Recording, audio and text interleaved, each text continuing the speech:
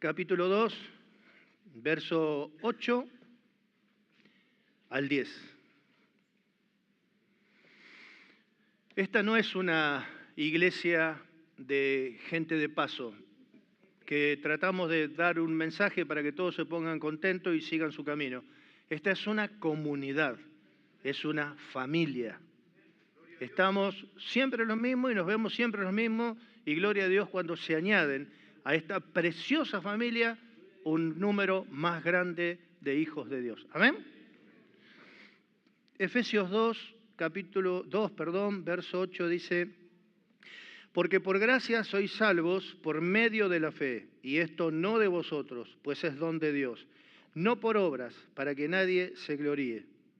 Porque somos hechura suya, creados en Cristo Jesús, para buenas obras, las cuales Dios preparó de antemano, para que anduviésemos en ella. Padre amado y bendito Dios, te damos gracias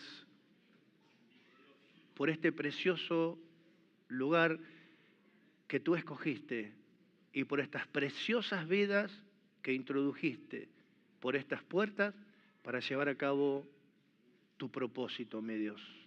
Sea bendito nuestro Dios, bendito nuestro Salvador, Señor mío. Gracias. Gracias porque por Él nos acercamos con confianza delante de ti para oír tu voz. Un día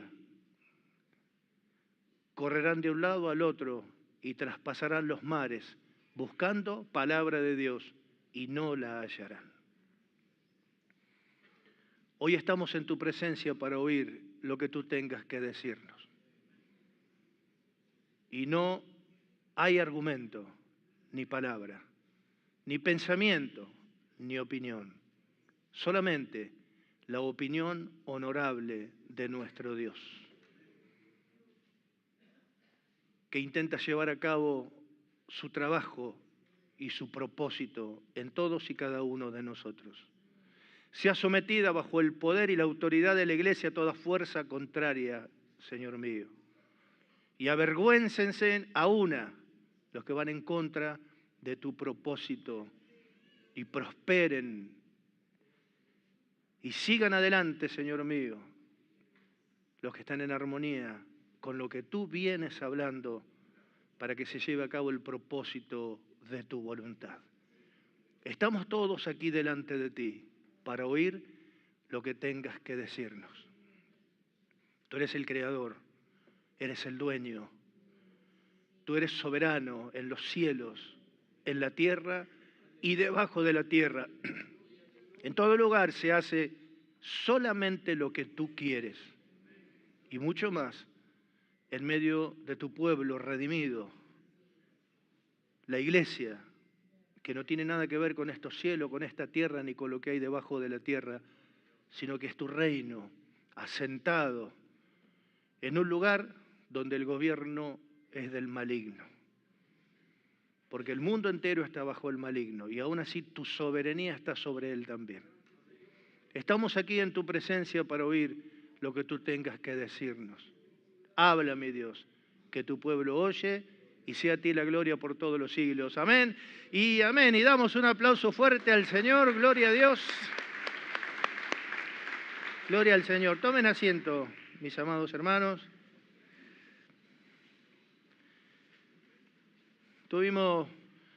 Estuvimos viendo o venimos viendo algo que habíamos titulado Razones para congregar. Congregar no es solamente decir voy a la iglesia a ver si escucho o no la palabra de Dios. Bueno, dimos razones mucho más profundas. Y hoy queremos añadir con esta nueva enseñanza razones para congregar 2. O sea, que sería un poquito la continuación de un tema, ¿no es cierto?, que es mucho más profundo de lo que nosotros nos podemos imaginar. Entonces, es importante dar razón de la esperanza que abrigamos. Eso hace que estemos empapados con nuestro Dios. ¿Para qué van a la iglesia ustedes? Qué glorioso es poder dar razones de la esperanza que nosotros abrigamos. ¿Amén? Habíamos dicho que Dios no tiene en vista cumplir deseos humanos, aunque muchas veces puede conceder las peticiones de tu corazón, pero no tiene en vista, o sea, no está enfocado en eso. Dios no está enfocado en satisfacer deseos humanos, pero Dios sí está enfocado en su propósito eterno con el hombre. ¿Y el propósito eterno con el hombre cuál es?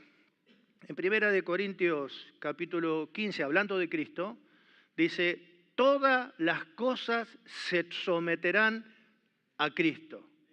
Luego que todas las cosas le estén sometidas a Él, Él se someterá al que le sometió a Él todas las cosas.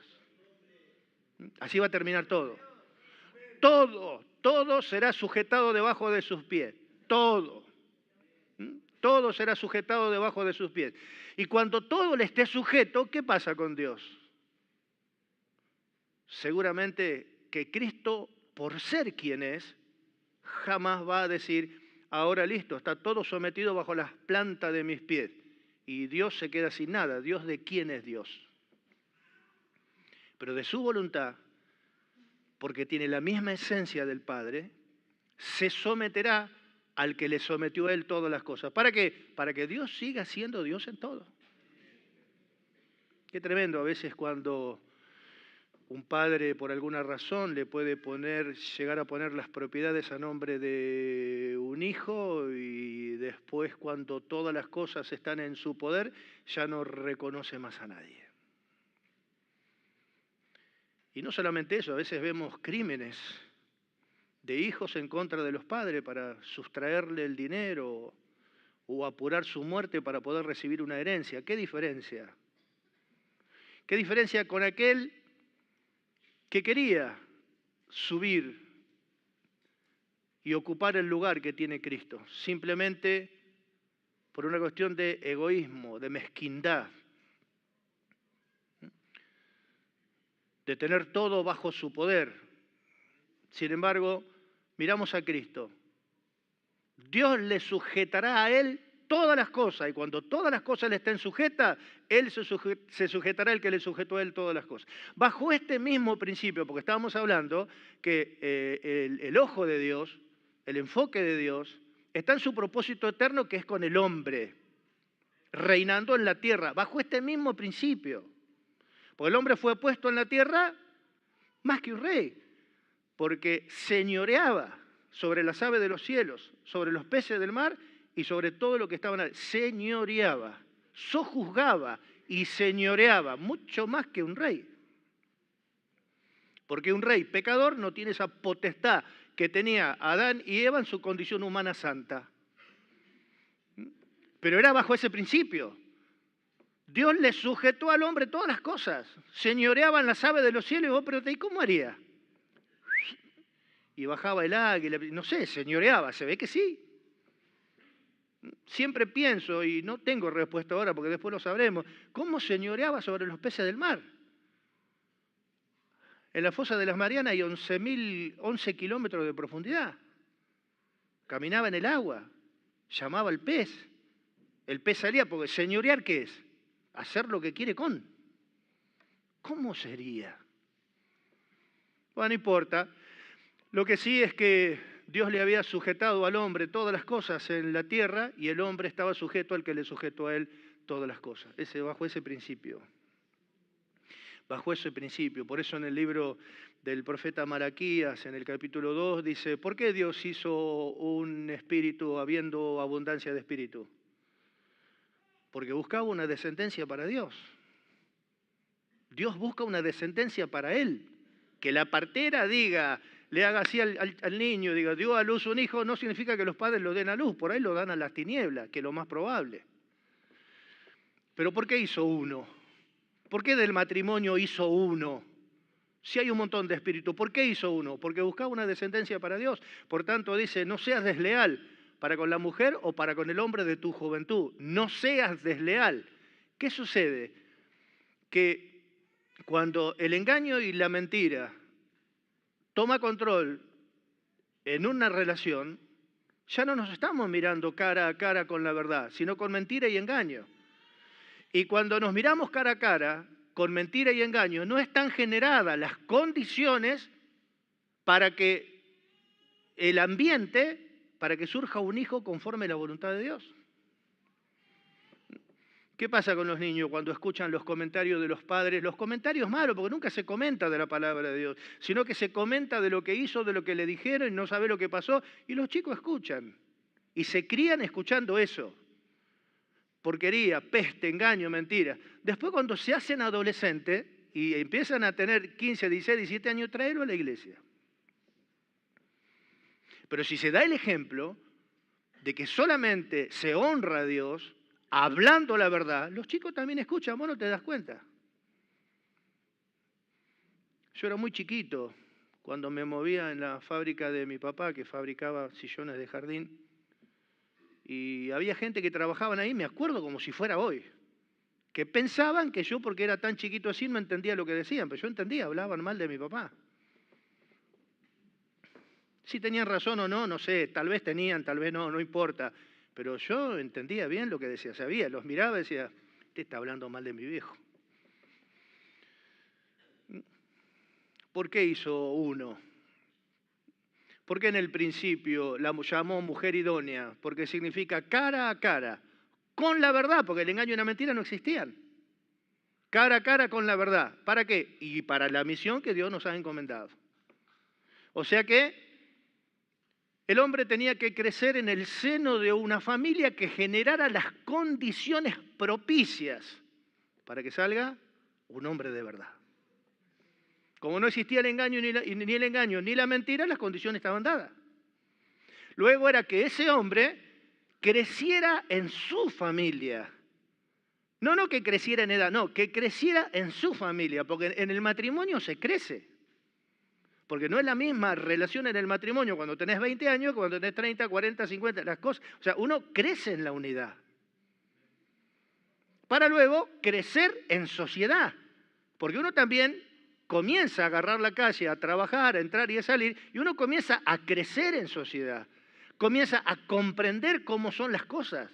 Comienza a comprender cómo son los principios de la calle. Comienza a comprender qué tiene que hacer y qué no. Comienza a crecer en sociedad. Imaginémonos que el pecado no existe, que solamente existe la verdad. ¿Cuál es el fin del propósito eterno de Dios? Esa sociedad que surge de una familia, que surge de un matrimonio, que surge de una vida. El propósito de Dios es con el hombre. ¿Por qué? Y por causa de esa sociedad que va a generar una reacción en cadena. Del hombre vamos al matrimonio, matrimonio a la familia a la sociedad. Hinchen la tierra, esa sociedad, esa. Que todas las cosas le estén sujetos y que ellos estén sujetos al que le sujetó a él todas las cosas. Ese es el propósito eterno de Dios. Pero el hombre pecó. Al pecar se instala la mentira y el engaño, pero el propósito de Dios permanece inalterable. O sea, ¿quién dijo que el propósito de Dios se frustró? El propósito de Dios permanece inalterable. Y al final de toda la historieta, vamos a ver que el propósito de Dios permanece inalterable. ¿Qué miramos en el final? Lo dice la Biblia. No estamos haciendo adivinanzas. ¿Qué vemos en el final? Cielo nuevo, tierra nueva, con el hombre teniendo carne y hueso. Dijo Jesús, tocame, tengo un agujero, pero tocame que tengo carne y tengo hueso. ¿Tenés un panal de miel? El hombre reinando en cielo nuevo y tierra nueva, en donde todas las cosas le están sujetas a Cristo, porque somos miembros del cuerpo de Cristo y Cristo está sujeto al que le sujetó a él todas las cosas. Es el final. ¿Qué podemos decir? Que el propósito eterno de Dios se cumplió. ¿Y qué quiero decir con esto? Romper esos preconceptos que traíamos todos de la iglesia. Dios me va a bendecir a mí. Dios me bendijo grandemente. O sea, no está mal decirlo, pero sí está mal decirlo cuando, o sea, no tengo en mente el que está al lado mío, no me importa el que está al lado mío. Ahí sí está mal. Ahí sí está mal. Pero bueno, El hombre pecó, pero el propósito de Dios permanece inalterable. Aún así, Dios al hombre lo creó, pero ahora le asigna tiempo y espacio. El hombre había sido creado para vivir para siempre, pero pecó, murió, listo, se terminó. Ahora, a ese mismo hombre, Dios le asigna tiempo y espacio. O sea, que Dios creó al hombre, lo pone en un lugar, le da tiempo para que haga algo. Hechos 17, 26 dice, de una sangre hizo todo el linaje de los hombres para que habiten sobre la faz de la tierra, el hombre creado. Y le prefijó el orden de los tiempos, cuándo nace y cuándo muere, los límites de su habitación, en qué espacio geográfico se va a mover. No es casualidad que naciste en Tucumán y ahora estás acá, que mi papá nació en Italia y termina sus días en Argentina, si Dios así lo permite. O sea, no es casualidad. Es espacio geográfico asignado por Dios. No, nunca salió de Santiago del Estero, porque es el lugar asignado por Dios. De una sangre hizo todo el linaje de los hombres, para que habiten sobre la faz de la tierra. Les ha prefijado el orden de los tiempos, cuándo nace y cuándo muere, y los límites de su habitación. ¿A dónde, en qué espacio geográfico se va a mover? Le da tiempo y espacio. ¿Para qué? Para que hagan algo. Lo pone al hombre en un lugar. ¿Para qué? Para que haga algo. ¿Y qué es lo primero que tiene que hacer luego que el hombre pecó? Que busquen a Dios, si en alguna manera palpando puedan hallarle. ¿Por qué? Porque si buscan a Dios en ese espacio geográfico y en ese espacio de tiempo que Dios le dio y lo encuentran, ¿qué van a encontrar? El propósito eterno que Dios tiene con el hombre. Que no era que yo sea policía ni empresario. No era. Era que esté en Cristo, acá, con ustedes. Y eso tenemos que valorarlo. Porque a pesar de las cosas que pasan, no tomamos contacto con ustedes porque nos encontramos en un boliche bailable, ni en un estadio, sino que fue Cristo el motivo por el cual nos conocemos. Pero sigue habiendo inalterable un propósito de Dios. Dios le asigna al hombre tiempo y espacio. Dice así, le habla a los griegos. Le habla a los griegos que no conocen a Moisés como nosotros. ¿Qué sabíamos quién es? Yo escuchaba el Dios de Abraham, de Isaac, de Jacob, y yo decía, ¿quién es Abraham, Isaac y Jacob? A los judíos se le predica de una manera, a los gentiles de otra. Le está predicando Pablo a los gentiles. Veo que tienen un montón de dioses, y qué bueno, cuántos dioses adoran. Pero vi uno que decía al Dios no conocido. Bueno, justamente a ese que ustedes llaman Dios no conocido es el que yo les anuncio. Qué astucia para predicar la palabra del Señor. Y le dice así, de una sangre hizo todo el linaje de los hombres para que habiten sobre la faz de la tierra, les ha prefijado el orden de los tiempos y los límites de su habitación, para que busquen a Dios y en alguna manera palpando puedan hallarle, y le tira un tic, no está lejos de ustedes. Nos detenemos unos segundos y decimos, ¿cuántas personas murieron sin encontrar a Dios o diciendo, toda mi vida busqué a Dios y no lo encontré? ¿Qué será de ellos? Que ni siquiera cumplieron la primera parte de ese propósito eterno de Dios, que es primero volver a tomar contacto con Dios. Qué glorioso nosotros que pudimos tomar contacto con Él. Y de ahí entender cuál es su propósito para con nosotros. Qué glorioso. Pero así, Dios tomó a un pueblo, Israel, y por medio de Moisés le dijo, a ver, reúnanse todos acá, quiero decirle algo que me dijo Dios. Dios dice que quiere hacer de todos ustedes un reino de sacerdotes y gente santa, eso me dijo Dios. Y arrebatado, apresurado, como todo carnal, gritaron, todo eso está en Éxodo 19, gritaron todos, apurados, gritaron, todo lo que Dios diga, eso haremos. Dios dijo, ¿qué te dijo el pueblo? Que todo lo que tú digas, eso van a hacer. Bueno, le dio la ley, nunca la pudieron hacer. No era lo que tenían que haber contestado, tenían que haber dicho, Señor, haz con nosotros como mejor y más justo te parece. Estamos en tus manos, hágase tu voluntad. Hazlo tú. No, pero dijeron, todo lo que Dios diga, haremos. Todos a una gritaron lo mismo. Dios le dio la ley. No lo pudieron hacer. No lo pudieron hacer. Aún así, el propósito de Dios sigue inalterable. Vino Cristo. Y Cristo dio inicio a una nueva creación, a los hijos de Dios.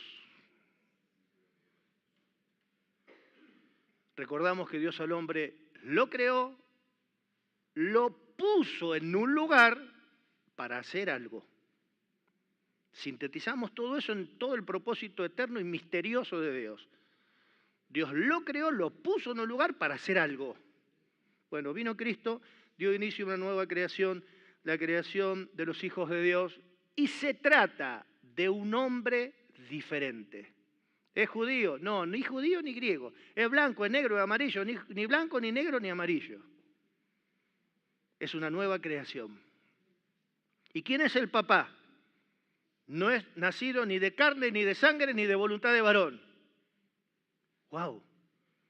Es alguien nacido de Dios, renacido, de simiente incorruptible por la palabra de Dios. Acá dice, somos hechura suya, creados en Cristo.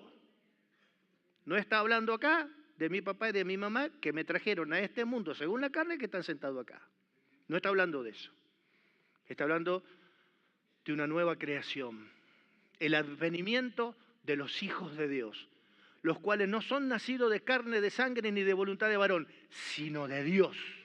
El otro día vino acá un pastor muy reconocido, yo lo respeto muchísimo, muchísimo, como el pastor, uno de los últimos caudillos que quedan, el pastor Joel Stefanini. Él inclinó su mensaje a lo que Dios le dio a él. Y en un momento dijo, bueno, cometemos errores, dijo, somos barro. Humanamente sí, pero el Hijo de Dios no es barro. Esta nueva creación no es barro. Entonces, ¿qué pasa? Si yo digo, somos barro, y bueno, listo, somos una porquería. ¿Qué puedo esperar de una porquería? Porquería. ¿Qué puede hacer un gaucho? Gauchada. ¿Qué puede hacer un pecador? Pecar. ¿Y qué puede hacer una porquería? Porquería. Pero no dice la Biblia que somos eso. Esa porquería murió. Y se dio a luz un hombre diferente. ¿Cristo murió? Sí. ¿Resucitó? Sí. ¿Él mismo? No. Anda a escupirlo, anda a pegarle ahora, a ver si es él mismo. Un día tuve la gracia de Dios de poder verlo de reojo y cuando se acercó a mí me dieron un palazo atrás de la rodilla que caí con las piernas abiertas y la cara en el medio de mis dos rodillas y no pude girar la cabeza ni levantarla. Un hombre diferente. Creo un hombre diferente y dice en el capítulo 4, verso 24, vestidos del nuevo hombre creado según Dios en la justicia y santidad de la verdad. ¿Eso es barro? Mire que lo repito, ustedes lo saben y muchos hermanos alrededor del mundo que no son menos que ustedes. No son menos, no lo saben. No entienden esa doble naturaleza. Vestidos del nuevo hombre creado según Dios en la justicia y santidad de la verdad. Por lo cual, ahora sí está resuelto el problema. Desechando la mentira y el engaño, habla verdad cada cual con su hermano porque somos miembros los unos de los otros. Ahora sí, ese propósito eterno de Dios se va a cumplir. Un hombre diferente, creado en la justicia y santidad de la verdad. Y como fue creado en la justicia y santidad de la verdad, ¿qué puede hablar? Verdad. ¿Qué puede hacer el justo? Justicia. ¿Qué puede hacer el pecador? Peca. Y nunca sale de ese círculo vicioso y cuando peca se arrepiente, peca se arrepiente, peca se arrepiente, lo agarró a la muerte y termina con que peca y se arrepiente y da vuelta en el desierto siempre lo mismo. Nunca a un pecador le podés decir que haga las cosas bien. ¿Cómo hacer las cosas bien? Si él es la cosa mal. Proverbios 26 dice, cada hombre proclama su propia justicia, pero hombre de verdad, ¿quién lo hallará? Pregunta a Dios, hombre de verdad, ¿quién lo hallará? A ver, ¿quién puede levantar las manos? ¡Aleluya! ¡Gloria a Dios! Hombre de verdad, ¿quién lo hallará? Pero ahora bien, ¿qué pasa? Y tenemos que mirarlo con los ojos de la fe. Tenemos que mirarnos con los ojos de la fe. A ese hombre no le dio tiempo cronológico. A ese hombre le dio eternidad. Y lo puso en Cristo. Porque somos hechura suya, creados en Cristo. El ser humano fue creado del polvo de la tierra. ¿Dónde se puede mover? En la tierra. Para andar abajo del agua, ¿qué tiene que hacer? Ponerse un equipo especial. Para andar volando por el aire, ¿qué tiene que hacer? Y tener algún aparato que lo lleve. Porque el hombre es, para moverse, en la tierra. Y el cristiano fue hecho en Cristo, y Cristo es el ámbito dentro del cual se puede mover, no puede salir de ahí. Pero eso es cuando estamos firmes, en plena certidumbre de fe. Por eso dice, acerquémonos en plena certidumbre de fe. Le dio eternidad y lo puso en Cristo. Ahora bien, a ver si nos recordamos esa suma gramatical. Lo creó, lo puso en Cristo. ¿Para qué?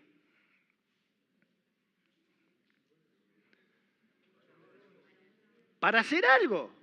Dios al hombre lo creó, lo pone en un lugar para hacer algo, que es su voluntad, lógicamente. Un hombre nuevo creado en la justicia y santidad de la verdad. Lo puso en Cristo. ¿Para qué? Para que haga esas obras buenas que Dios preparó de antemano para que anden en ella. ¿No es así? Ahora bien, nosotros decimos, cuando lo miro acá a Silva, a Frete, a Cadena, lo miro así, mira. Yo estoy en Cristo. Esto, no sé. Vos estás en Cristo. Sí. ¿Estás solo ahí?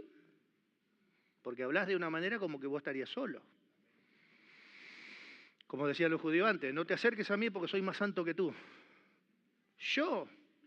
O sea, vos que criticás, que hablás, ¿estás en Cristo vos? Sí. ¿Y estás solo? Te leo. Primera de Corintios, capítulo 12, verso 13. Porque por un solo espíritu fuimos todos bautizados en un cuerpo, sean judíos, sean griegos, sean esclavos, sean libres, y a todos se nos dio de beber el mismo espíritu. Además, el cuerpo no es uno solo, sino muchos miembros. Ahora bien, volvemos. Nos creó en la justicia y santidad de la verdad. ¿Y qué dice acá? Nos bautizó, significa, nos sumergió, significa, nos puso en Cristo. Nos generó un espacio, no sé si decir geográfico, puedo decir, un espacio geográfico espiritual, un lugar donde movernos. Y nos dio tiempo, sí, pero nos dio eternidad, no nos dio cronos, nos dio kairos, que es eternidad. Para hacer algo. Y ese algo que tenemos que hacer, que son las buenas obras preparadas por Dios de antemano para que anduviésemos en ellas, esas obras hay que hacerlas ¿en dónde? En Cristo. Si no está en Cristo, ¿cómo lo haces? Yo te pregunto, Dios al hombre lo creó. Sí, pero no está en ningún lado. ¿Y cómo puede hacer la voluntad de Dios si no está? Al hombre nuevo lo creó. No, pero yo estoy en Cristo, yo estoy solo en Cristo y nadie más de lo que está acá está en Cristo, porque yo solamente te puedo mostrar por mi conducta que yo solamente estoy en Cristo, los otros no están. Ah, está solo. Qué raro. Qué raro. Posiblemente no estés si decís que estás solo. ¿Y cómo podés hacer si no estás? Porque los hombres hacen muchas cosas. Hay que ver dónde la hacen. Yo puedo predicar, correr, abrir una iglesia, cerrarla, abrir otra. Yo puedo hacer un montón de cosas. Pero no hay ninguna condenación para los que están, plural, para los que están en Cristo. Hay quienes no están en Cristo. Porque estar en Cristo, ¿qué es? Estar en Cristo es saber que soy un miembro entre muchos. Para poder hacer lo que tengo que hacer. O sea que lo que tengo que hacer lo tengo que hacer en Cristo, pero en Cristo yo no estoy solo. Vosotros, pues, sois el cuerpo de Cristo y miembros cada uno en particular. Y aún os puso Dios en la iglesia. Ah, te puso Dios. Es una de las razones por la cual dijimos, Dios te puso, sí. ¿Y quién te tiene que sacar? ¿Por qué te dejas de congregar? ¿Ves que ir a la iglesia no es solamente decir, voy a la iglesia o no voy, no voy, no es solamente eso. Es estar en el lugar donde Dios te puso. Timoteo tenía un montón de oposición y se quería ir. Sí, ¿y qué le dijo Pablo? La divina respuesta, ¿qué le dijo? Dios te puso ahí, ¿cómo que te vas a ir? Si justamente te puso ahí para que corrijas los deficientes. Si te vas, chau. Le estás dando lugar a los que se creen ser maestros, doctores, y son indoctos, pero ellos se la creen. ¿Cuánta gente hay que se piensa que se la sabe toda y no sabe nada? No porque yo piense, las cosas son. Gloria a Dios. La respuesta, no estoy solo. No estoy solo. No estoy solo, estoy unido a muchos miembros. Estoy unido a muchos miembros. Entonces, ¿qué es congregar? Hay una definición. Vos mirás la definición y sí, ¿qué te ayuda la definición? Dice, congregarse es reunirse como iglesia. Ah, bueno, y acá estamos. Sí, no, pará. Hay una cosa mucho más profunda, que es lo que estamos hablando ahora. Reunirse como iglesia. ¿Y qué es la iglesia? El cuerpo de Cristo. ¿Qué es congregarse? Reunirse como iglesia. ¿Y qué es la iglesia? El cuerpo de Cristo. Yo me puedo reunir con los hermanos para comer un asado, pero no estoy reunido como iglesia. ¿Y acá cómo estamos reunidos? ¿Para comer asado? ¿Usted ve el humo?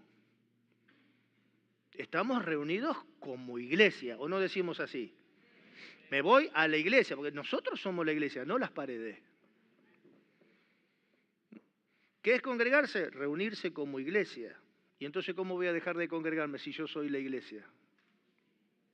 Acá mismo dice, en el capítulo 11, verso 17, pero al anunciaros esto que sigue, no os alabo, porque no os congregáis para lo mejor, sino para lo peor. Pues en primer lugar, cuando os reunís como iglesia, que significa congregarse, oigo que hay entre vosotros divisiones y en parte lo creo y en parte es bueno. ¿Cómo que bueno? Sí. ¿Para qué? Para que se manifiesten los que son aprobados. No son todos aprobados. No son todos aprobados. Pero eso pasa, seguro que pasa, y acá también pasa, porque eso pase, no por eso la iglesia deja de ser lo que es. Es para que se manifiesten los que son aprobados.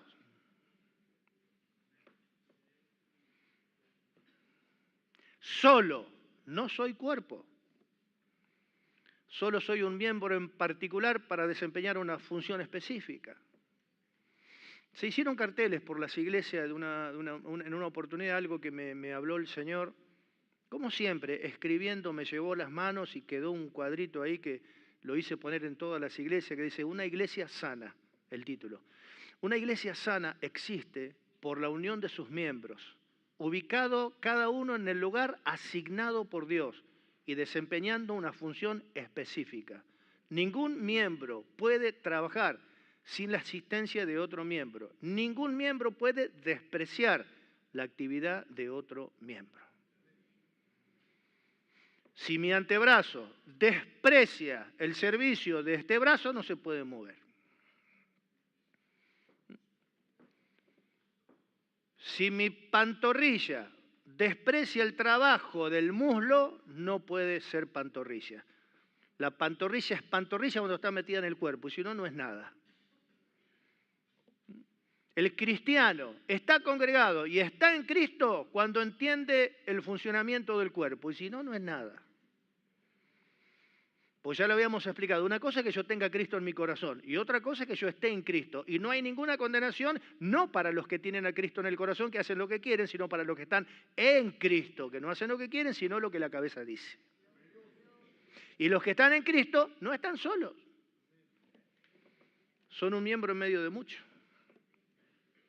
Entonces, repasando un poquito, Dios nos redimió. ¿Cuánto podíamos hablar de eso?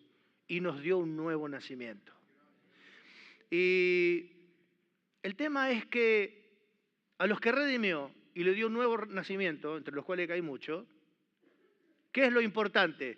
Que los que redimió y le dio un nuevo nacimiento estén creciendo en una iglesia sana.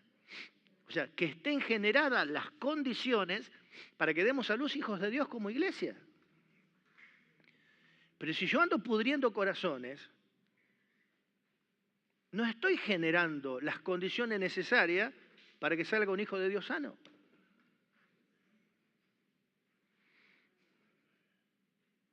Yo sabía que iba a venir gente.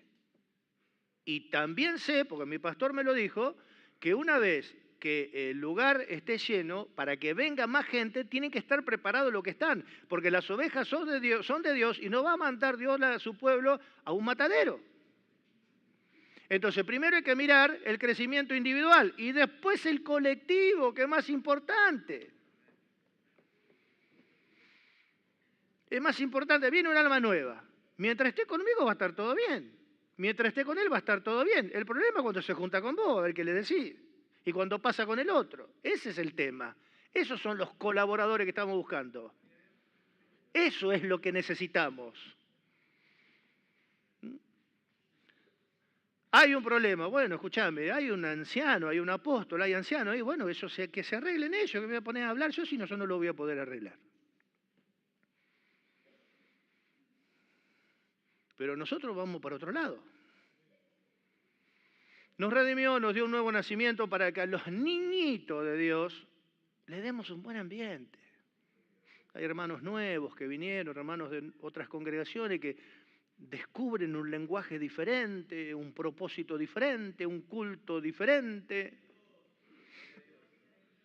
Y es necesario que le demos una buena casa. ¿Vieron cuando nosotros decimos, quiero lo mejor para mi hijo, que yo no tuve? Bueno, ¿por qué no le damos lo mejor para los hijos de Dios? Son superiores a nuestros propios hijos humanos. Pero para eso tenemos que ser responsables. ¿Y congregarse qué es? Reunirse como iglesia. Y al reunirme como iglesia, ¿soy responsable? Sí, porque soy parte del cuerpo de Cristo. Gloria a Dios. Entonces nos redimió, nos dio un nuevo nacimiento. Los niñitos tienen que crecer en un lugar sano, propicio. Como pasa en la esfera humana, lo mismo en la iglesia.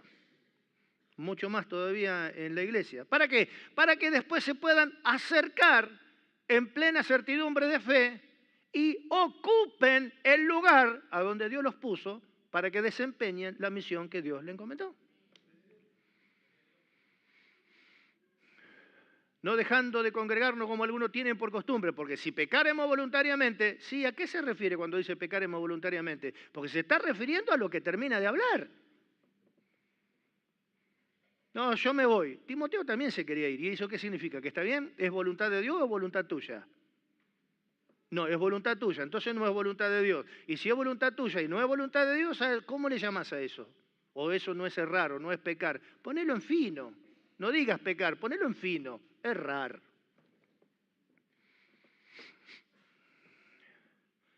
Como decíamos, la fuerza a los jefes cuando se emborrachaban, ¿no, Raúl? Y el jefe se descompuso. Vigilante, nada, vigilante borracho. Pero el jefe no, borracho el jefe no, se descompuso.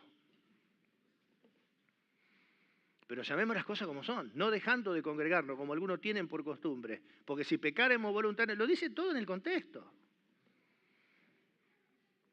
Yo no puedo irme cada vez que sucede algo que a mí no me gusta. Entonces hay mucho orgullo, hay mucha arrogancia todavía. Hay muchas cosas todavía que tenemos que sortear. Pero es así, Dios nos redimió, nos dio un nuevo nacimiento y esos niñitos de Dios están bajo tutores y curadores. ¿Quiénes son los tutores y curadores? Los que consideramos que somos los más fuertes. ¿Qué tenemos que hacer? Cuidarlos a los niñitos, pobrecitos. Cuidar a los niñitos de la escuelita bíblica. Cuidar a los niñitos recién nacidos. Para que puedan crecer con comida sana, con leche espiritual no adulterada. No le dé basura. Chisme y cuento y todo eso, ¿qué? Caramelo, chupetines, todo eso. Le haces daño, le hacemos mal. ¿Para qué? Para que luego, fortalecido por la leche espiritual no adulterada, se acerquen, ocupen el lugar que Dios le puso para que hagan lo que tienen que hacer. Para que luego que crecieron en forma individual, crezcan de manera colectiva. Gloria a Dios. Por eso nos creó. Por eso Dios te puso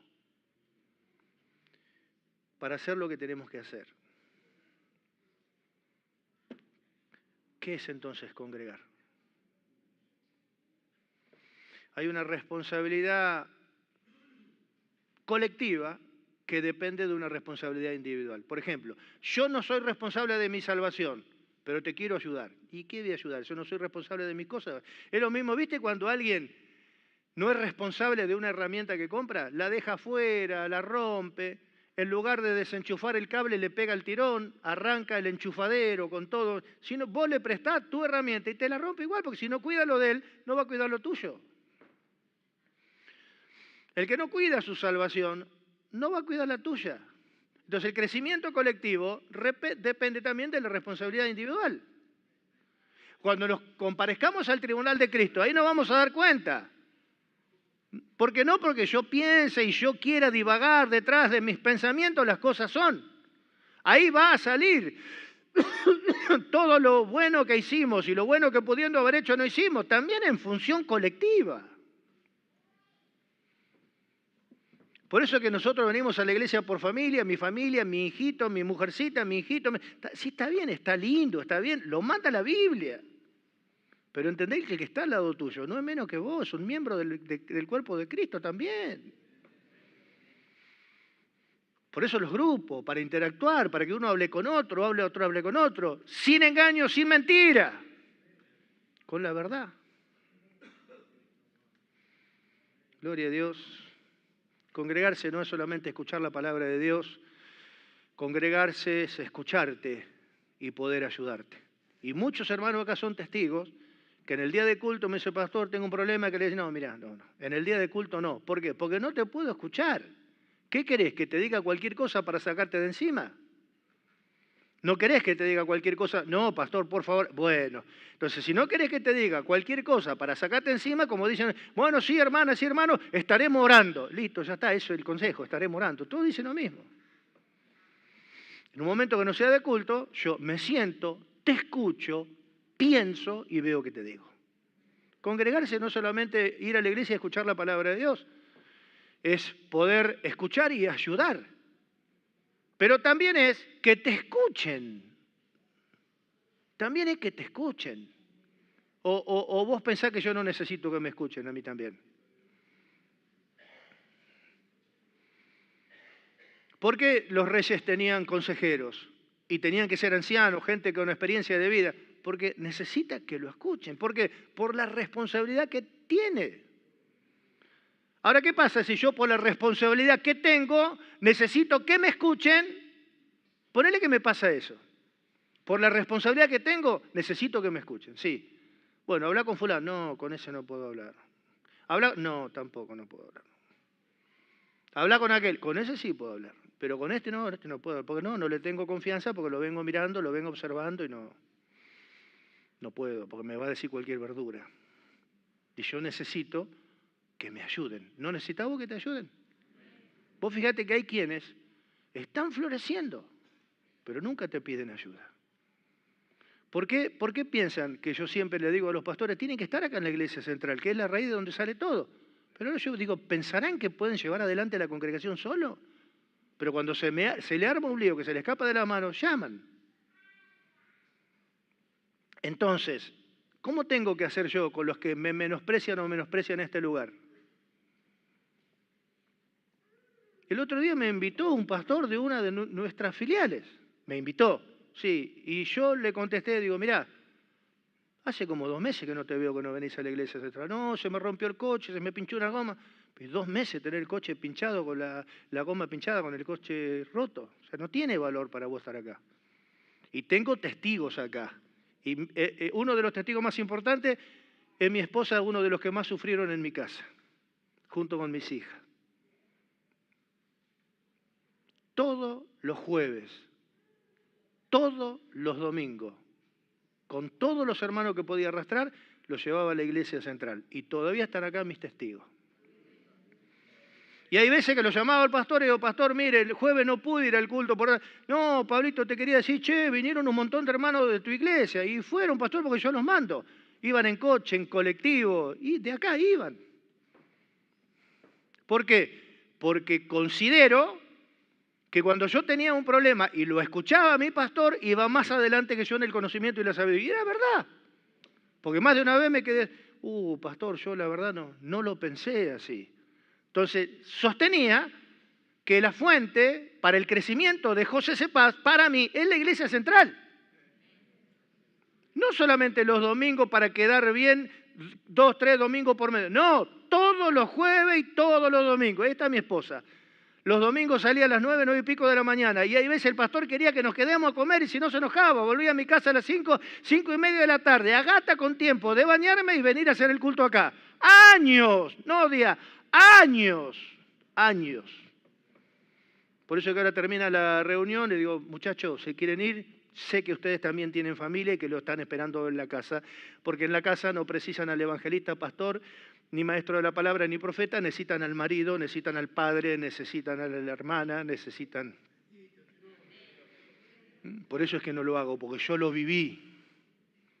Pero para mí era muy importante estar en la iglesia central, pero muy importante.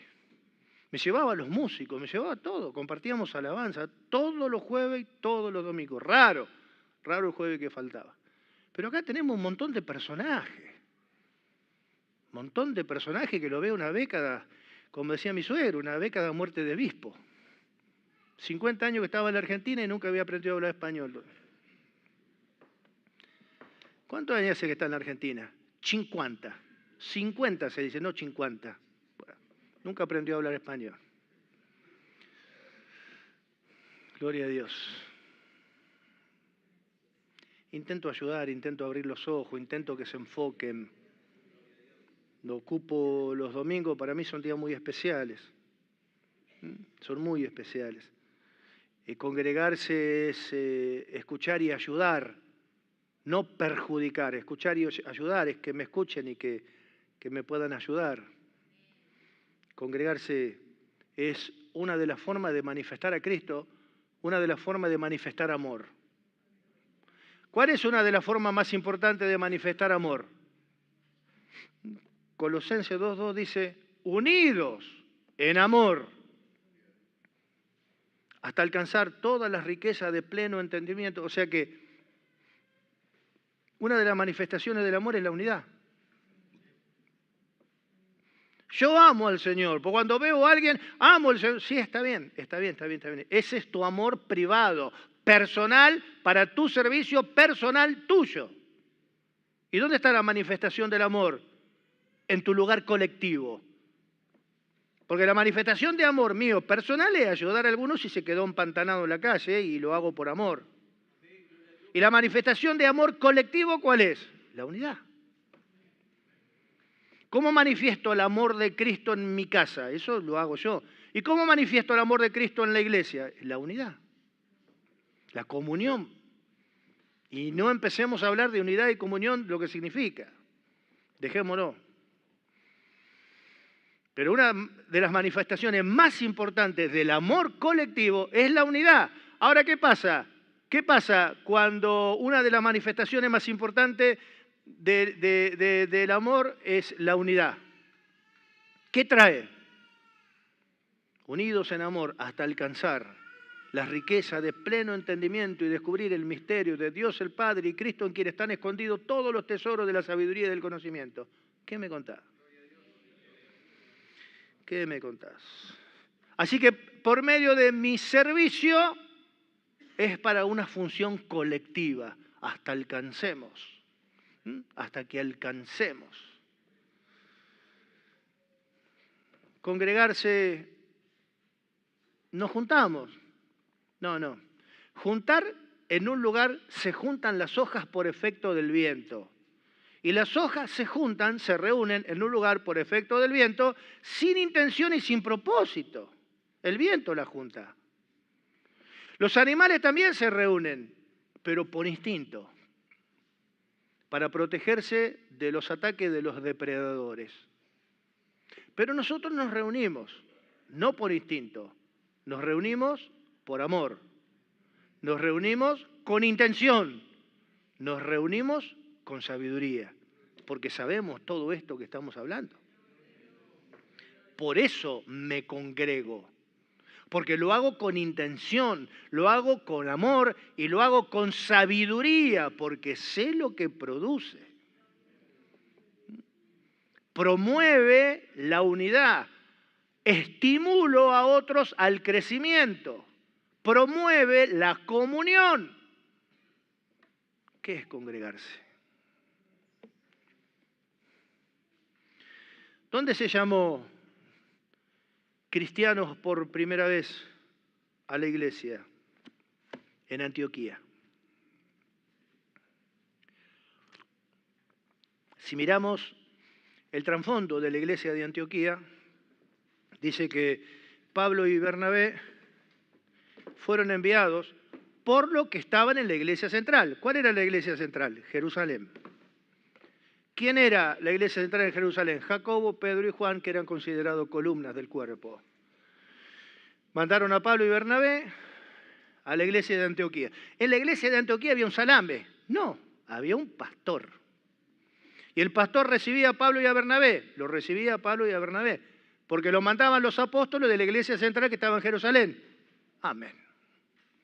Y en otro lado dice, pareció bien a los apóstoles enviar con Pablo y Bernabé a Judas y Silas, porque eran profetas. Mandaron con Pablo y Bernabé, maestros de la palabra, a 2 profetas, para que los profetas sacaran a la luz los pecados de los hermanos. No, para que los profetas saquen a la luz cosas y los maestros de la palabra toman apunte. ¿Para qué? Para ver el error, para ver lo que hay que corregir y que los hermanos sigan adelante. Porque se hace todo para edificación, no para destrucción. Léalo. La gente miraba y miraba lo que veía, ese trabajo en unidad. Pareció bien a los apóstoles enviar a estos hermanos a la iglesia de Antioquía, que había un pastor con los hermanos. Resultado de ese trabajo en función de cuerpo, la gente miraba y decía, che, ¿esto sabe qué? Son cristianos. Porque se ve a Cristo, reflejan a Cristo y hablan de Cristo. Ellos se llamaron, no, ellos no se llamaron. La gente por lo que veía le llamó cristiano por primera vez. En Hechos de los Apóstoles dice, muchos no se atrevían a juntarse con ellos, pero la gente los alababa grandemente, y los veían juntos, unánimes, comiendo juntos, amándose, cuidándose, no pisándose la cabeza, amándose, cuidándose. Los apóstoles allá metidos tratando de resolver los problemas en todas las iglesias. Y a Pablo, Bernabé, sí, por favor, Antioquía, hay problemas así. ¿Y sabe qué? El problema es complicado. Quiero que vayan 2 profetas y quiero que vayan 2 maestros de la palabra. Allá fueron. Seguramente a resolver problemas. Miramos Corintios, ¿qué se resolvieron? Problemas. ¿Cómo llega el apóstol Pablo a los Corintios? Gracias doy a Dios por todos ustedes. Pero resulta que había uno que andaba con la mujer del padre. Otro que denunciaba a los hermanos en los tribunales mundanos. Sí, yo esa iglesia no la piso. Y no, vos no. Porque la semejante santidad que tenés, ¿cómo vas a ir a juntarte ahí? Lo miramos al apóstol Pablo, que no es tan santo como vos. Es menos santo que vos. Gracias doy al Señor por todos ustedes, amados hermanos, por la gracia que el Señor le ha dado en toda palabra, en toda sabiduría y en todos los dones. No le falta a usted ningún don. Tienen un problema, son niños todavía y se mandan un montón de macana, pero los vamos a ayudar a crecer. Yo planté, Apolos regó, somos colaboradores de Dios en la edificación. Miren cómo crecen, miren cómo edifican. Así salimos de toda esta situación. Pero ¿cómo aborda el tema? ¿Cómo aborda el tema? Gracias doy a Dios por todos ustedes, amados hermanos. Se cumple el propósito que Dios le había hablado a los judíos. ¿Están oyendo mi palabra? Bueno, oigan mi palabra y pónganla por obra. Y las naciones del mundo van a decir, ¿qué pueblo tan sabio y entendido hay como este? Que tenga un Dios tan cercano, que esté con ellos, que le dé esas leyes y cómo se tratan y cómo se cuidan y cómo se ayudan. ¿Qué nación tan grande hay como esta que tenga un Dios tan poderoso como la que ellos tienen? Ese es el propósito por el cual la iglesia todavía está acá en la tierra. Ese. Y eso es lo que queremos buscar. Pero sé que no todos están de acuerdo conmigo. Lo sé. Pero también sé que tengo el respaldo de Dios. También sé que algunos van quedando lamentablemente en el camino, que pintaban de una manera, pero resulta que después no era. Pero también sé que esta es una iglesia sana. Porque no vino, como decían muchos, un niñito millonario, empresario, a abrir una iglesia porque se le antojó. No, también tengo testigos. Cuando nació esta iglesia, conocí por primera vez en mi vida los problemas económicos más grandes de lo que te podés llegar a imaginar. Sé que muchos de ustedes han vivido con escasez y en pobreza. ¿Ustedes saben lo que es a alguien que se crió en cuna de algodones y que nunca le falte nada? Y tener 13, 14 años el auto último modelo que papito le compraba y de repente quedar no sin nada, sino endeudado en cientos de miles de pesos. ¿Sabe lo que es? Para alguien que tiene, perderlo y estar endeudado, lo que se siente. Porque muchos están acostumbrados que nunca tuvieron, pero no sabes lo que es. Tuve muchos colegas que se suicidaron. ¿Por qué? Y no soportaban eso, que nunca pasaron. Y esta iglesia cuando nació en circunstancias de esa oportunidad en la cual yo conocí lo que es estar -10. Llamar a mi hermano y decirle, che, Cristian, sí, no sé si anda mi hermano por ahí. No tengo para comprar la bombita de nafta del Renault. ¿No te animás a arreglarlo con pegamento? Y sí, bueno, Pablo, sacalo. Y me lo arregló con pegamento y le mandaba ahí, chorreaba un poco por el costado y no podía comprar la bombita de nafta del autito del Renault 18. Que le habíamos hecho un parche al costado que se me había oxidado y no podía hacer nada, no podía el chapista y un hermano de acá me hizo un parche ahí que más o menos lo tapó para que no quede tan feo porque entraba el agua y me mojaba los pies. Y que amigos míos me decían, ¡epa! El gran empresario, ¿qué te pasó, amigo? Y tener que escucharlo. Pero no está Dios con vos. Que tu Dios esté lo más lejos posible de mí, me decían. Y tenés que aguantar porque vos sabés que Dios te va a bendecir. El tiempo va a pasar y vos sabés que Dios te va a bendecir. Y la sufrí, pero no te pones en víctima. Sí, bueno, mira solamente así.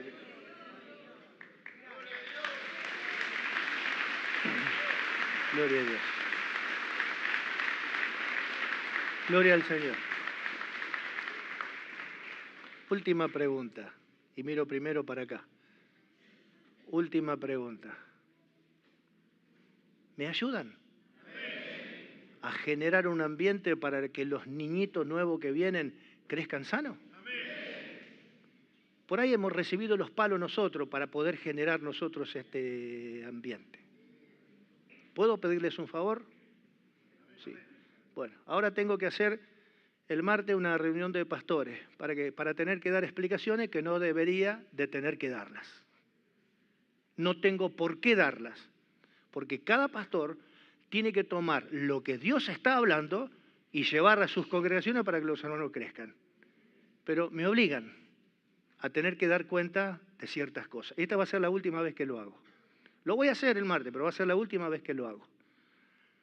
¿Me ayudan? A que le demos un lindo lugar a los niñitos espirituales que vienen. ¿Me ayudan? Los ponemos de pie. Padre amado y bendito Dios, te damos gracias por esta preciosa reunión que tú nos has concedido, por poder oírte y encontrar solamente en ti, cuando tenemos necesidad y la pasamos mal, palabras sabias, palabras de sabiduría, palabras de cordura, que solamente esas palabras perfectas pueden salir de lo profundo de tu corazón. Señor, tú sabes que vine porque me mandaste. Amén. Si no, no hubiese venido a este lugar. Y te doy gracias. Pero quiero rogarte, Señor amado, que pegues con el pegamento más pegoso que tú puedas saber que existe, colaboradores al lado mío, y que alejes de mí a los que causan daño en tu obra. Te lo ruego en el nombre de nuestro Señor Jesucristo, porque queremos generar ese ambiente propicio para que tú puedas enviar a tus ovejas, Señor mío, y caigan en buenas manos.